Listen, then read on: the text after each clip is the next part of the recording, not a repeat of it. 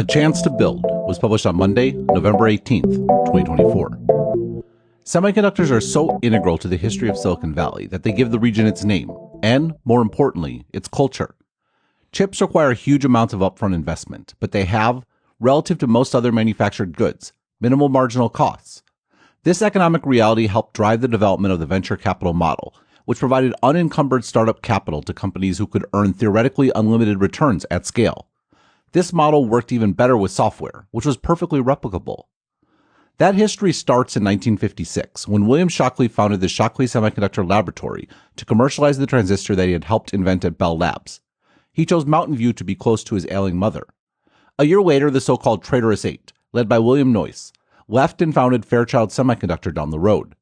6 years after that, Fairchild Semiconductor opened a facility in Hong Kong to assemble and test semiconductors. Assembly required manually attaching wires to a semiconductor chip, a labor-intensive and monotonous task that was difficult to do economically with American wages, which ran about $2.50 an hour. Hong Kong wages were a tenth of that. 4 years later, Texas Instruments opened a facility in Taiwan, where wages were 19 cents an hour. 2 years after that, Fairchild Semiconductor opened another facility in Singapore, where wages were 11 cents an hour. In other words, you can make the case that the classic story of Silicon Valley isn't completely honest. Chips did have marginal costs, but that marginal cost was, within single-digit years of the founding of Silicon Valley, exported to Asia. Moreover, that exportation was done with the help of the U.S. government. In 1962, the U.S. Congress passed the Tariff Classification Act of 1962, which amended the Tariff Act of 1930 to implement new tariff schedules developed by the United States Tariff Commission. Those new schedules were implemented in 1963 and included Tariff Item 807.00, which read, Articles assembled abroad in whole or in part of products of the United States which were exported for such purpose and which have not been advanced in value or improved in condition abroad by any means other than by the act of assembly, a duty upon the full value of the imported article, less the cost or value of such products of the United States. The average Hong Kong worker assembled around 24 chips per hour.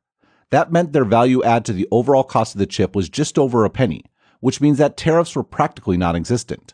This was by design. Chris Miller writes in Chip War, South Vietnam would send shockwaves across Asia. Foreign policy strategists perceived ethnic Chinese communities all over the region as ripe for communist penetration, ready to fall to communist influence like a cascade of dominoes. Malaysia's ethnic Chinese minority formed the backbone of that country's Communist Party, for example. Singapore's restive working class was majority ethnic Chinese. Beijing was searching for allies and probing for U.S. weakness. By the end of the 1970s, American semiconductor firms employed tens of thousands of workers internationally, mostly in Korea, Taiwan, and Southeast Asia.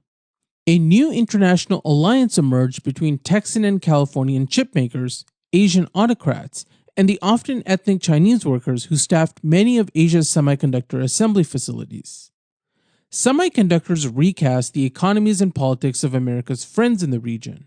Cities that had been breeding grounds for political radicalism were transformed by diligent assembly line workers, happy to trade unemployment or subsistence farming for better-paying jobs in factories. By the early 1980s, the electronics industry accounted for 7% of Singapore's GNP and a quarter of its manufacturing jobs. Of electronics production, 60% was semiconductor devices, and much of the rest was goods that couldn't work without semiconductors. In Hong Kong, electronics manufacturing created more jobs than any sector except textiles. In Malaysia, semiconductor production boomed in Penang, Kuala Lumpur, and Malacca, with new manufacturing jobs providing work for many of the 15% of Malaysian workers who had left farms and moved to cities between 1970 and 1980. Such vast migrations are often politically destabilizing, but Malaysia kept its unemployment rate low with many relatively well-paid electronics assembly jobs. This is a situation that, at least in theory, should not persist indefinitely. Increased demand for Asian labor should push up both the cost of that labor and also the currency of the countries where that labor is in demand, making those countries less competitive over time.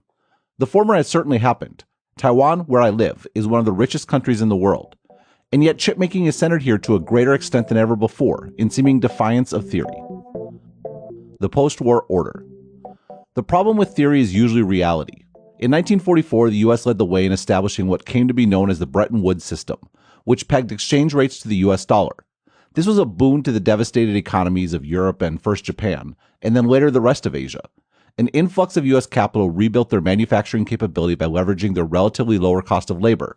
This did raise labor costs, but thanks to the currency peg, the U.S. currency couldn't depreciate in response, which in turn made U.S. debt much more attractive than it might have been otherwise for those manufacturing profits, which in turn helped to fund both the Vietnam War and the 1960s expansion in social programs.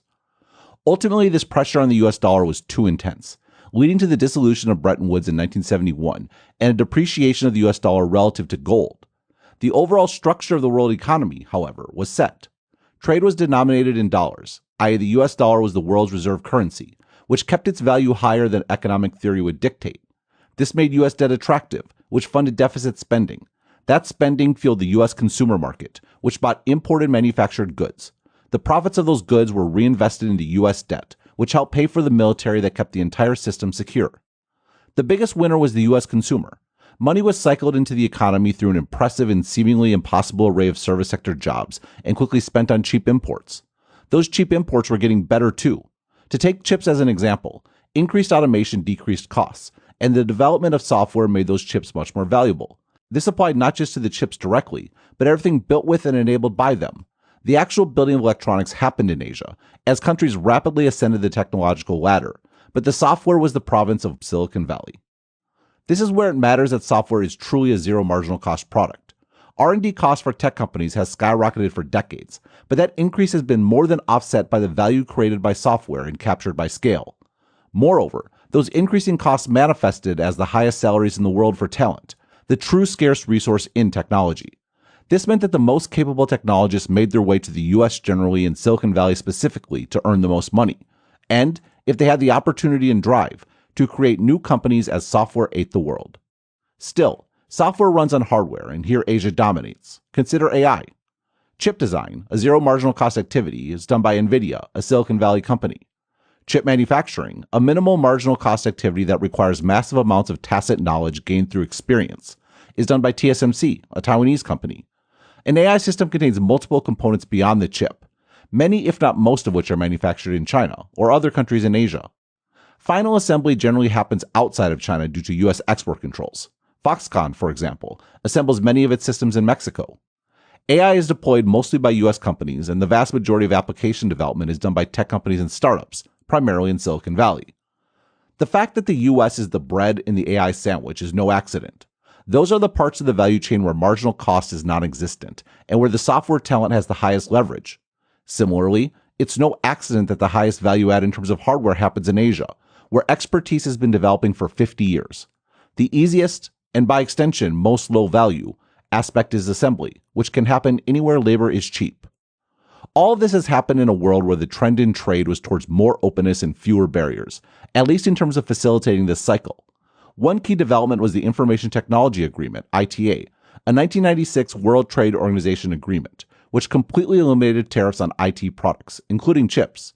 The internet, meanwhile, meant there were no barriers to the spread of software, with the notable exception of China's Great Firewall. The end result is that while U.S. software ran on Asian hardware, it was U.S. companies that ultimately reaped the largest returns from scale. Cars in China. Perhaps the defining characteristic of the Clinton-Bush-Obama era was the assumption that this system would continue forever. It certainly is plausible in terms of products. Consider cars. For 100 years, cars were marvelous mechanical devices with tens of thousands of finely engineered parts, predicated on harnessing the power of combustion to transport people and products wherever they wish to go. Electrical cars, however, are something else entirely. Yes, there is still a mechanical aspect, as there must be to achieve movement in physical space, but the entire process is predicated on converting electricity to mechanical movement, and governed entirely by chips and software. This product looks a lot more like a computer on wheels than the mechanical cars we are familiar with. It follows, then, that the ultimate structure of the car industry might end up looking something like the structure of AI. The US dominates the zero marginal cost components like design and the user experience, while Asia, China specifically given the scale and labor requirements, dominates manufacturing. This has been Waymo's plan. While current self-driving cars on the road are retrofitted Jaguar I-Pace sedans, the 6th generation Waymo vehicle is manufactured by Chinese car company Geely. This car, called Zeekr, is purpose-built for transportation, but ideally it would be custom-built for Waymo's purposes. You can imagine future fleets of self-driving cars with designs for different use cases, from individual taxis to groups to working offices to sleeper cars. The analogy here would be to personal computing devices. You can get a computer in rack form, a desktop, a laptop, or a phone. The chips and software are by and large the same. Cars aren't there yet, but they're not far off. The relative simplicity of electric cars makes it more viable for established car manufacturers to basically offer customizable platforms. That is how a company like Xiaomi can develop its own SUV. The consumer electronics company, most well known for their smartphones, contracts with Beijing Automotive Group for manufacturing, while doing the design and technological integration.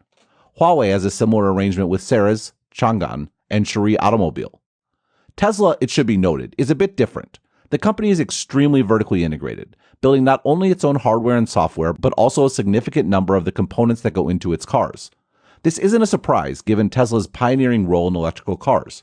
Pioneers are usually vertically integrated. But it does mean that Tesla faces a significant long-term threat from the more modular Chinese approach. Given this, it's not a surprise that Elon Musk is staking Tesla's long-term future on autonomy, in effect doubling down on the company's integration.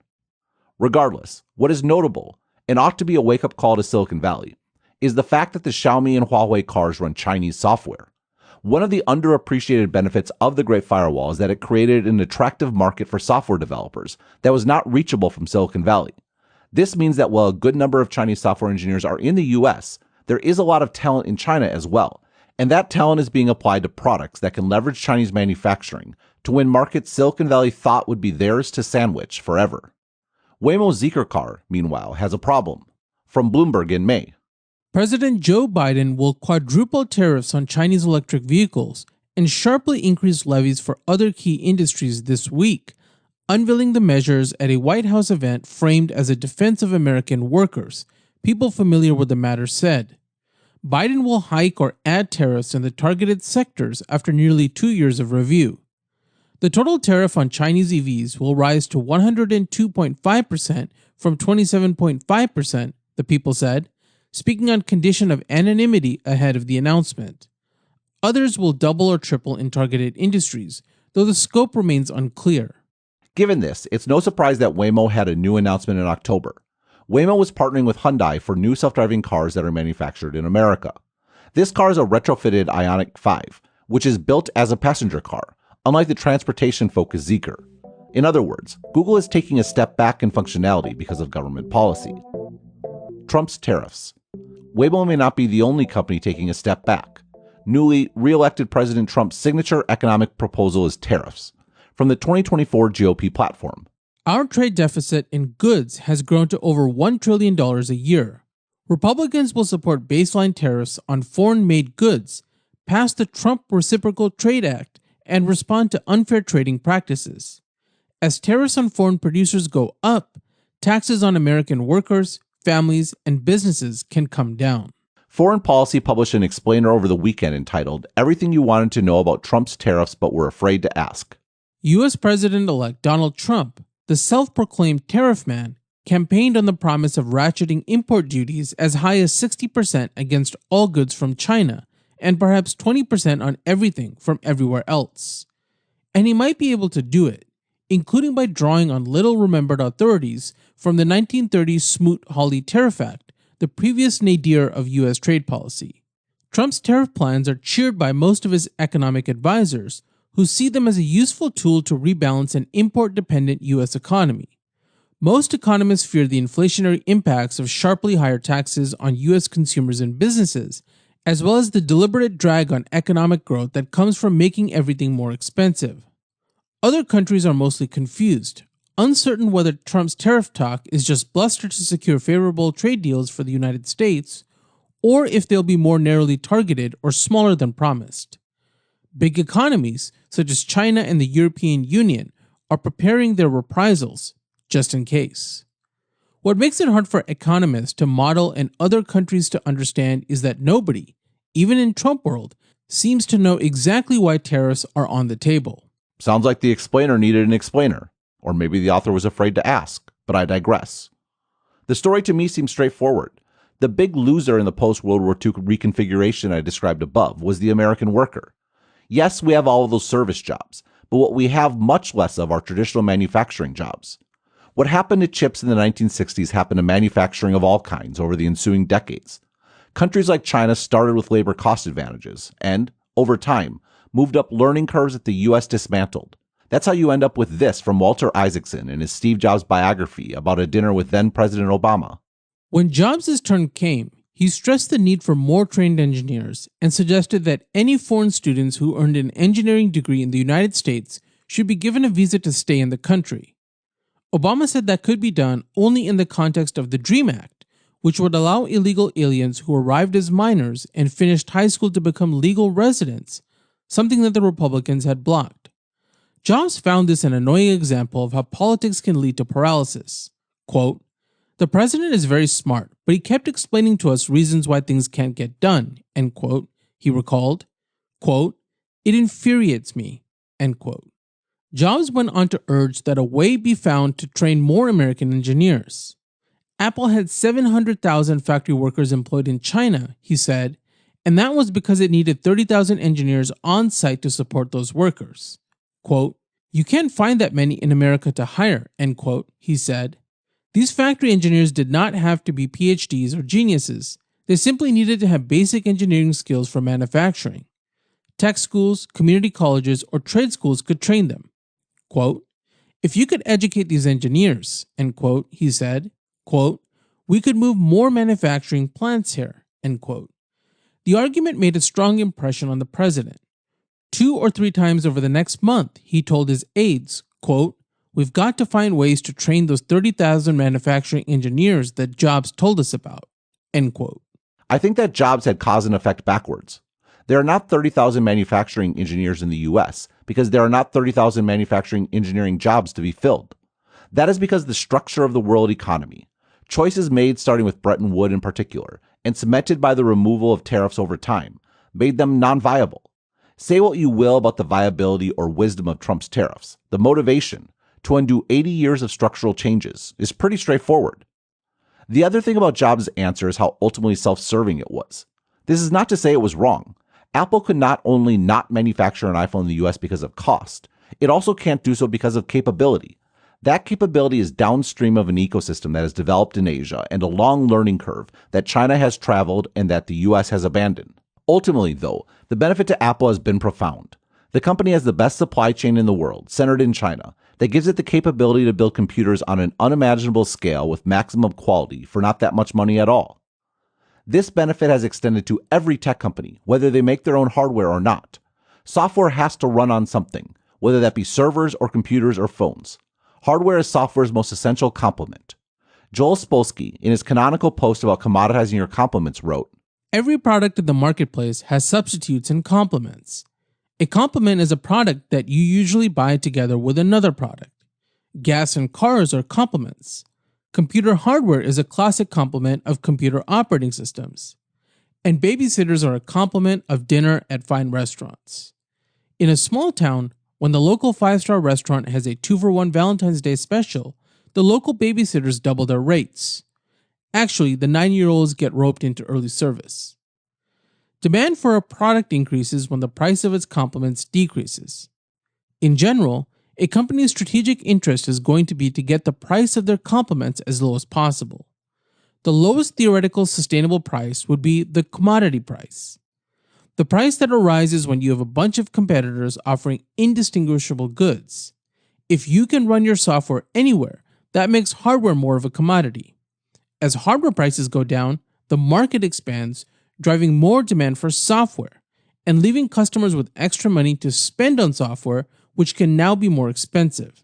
Spolsky's post was written in 2002, well before the rise of smartphones and, more pertinently, ad-supported software that now permeates our world.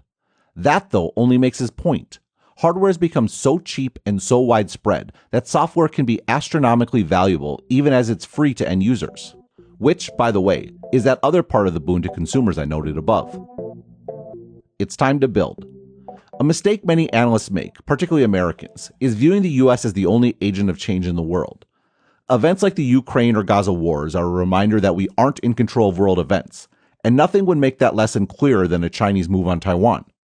At the same time, we are living in a system the U.S. built, so it's worth thinking seriously about the implications of a president with a mandate to blow the whole thing up. The first point is perhaps the most comforting. There is a good chance that Trump makes a lot of noise and accomplishes little, at least in terms of trade and, pertinently for this blog, its impact on tech.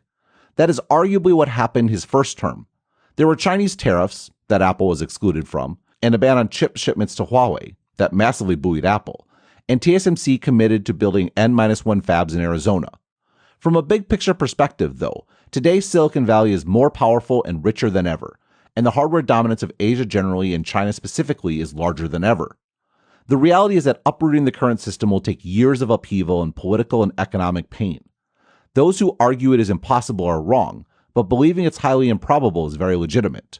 Indeed, it may be the case that systems can only truly be remade in the presence of an exogenous destructive force, which is to say war. The second point, though, is that there does seem to be both more risk and opportunity than many people think. Tariffs do change things.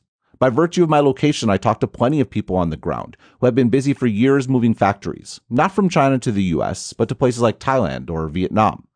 That doesn't really affect the trade deficit, but things that matter don't always show up in aggregate numbers.